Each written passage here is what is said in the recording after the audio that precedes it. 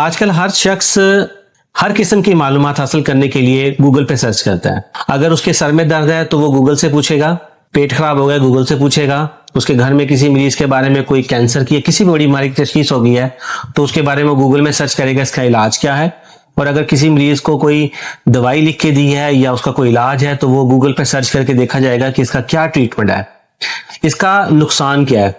देखिए, गूगल या कोई भी ऐसा सर्च इंजन जिससे हम ये चीजें सर्च करते हैं वो हमारी ही दी हुई इंफॉर्मेशन को बेसिकली रीड करके, इंटरप्रेट करके उसका इंफॉर्मेशन निकाल के आपको देता है। तो बेसिकली वो डॉक्टर्स, मीडिया या फिर कहीं से भी आई इंफॉर्मेशन को गैदर करता है, इकट्ठा करता है और उसमें से आपको इंफॉर्मेशन देता है। तो अगर इंटरनेट पर इंफॉर्मेशन गलत या झूठ पड़ी है तो वो उस झूठी इंफॉर्मेशन को ही इकट्ठा करके आपको गलत इंफॉर्मेशन दे सकता है। इसलिए गूगल पे सर्च मत करें।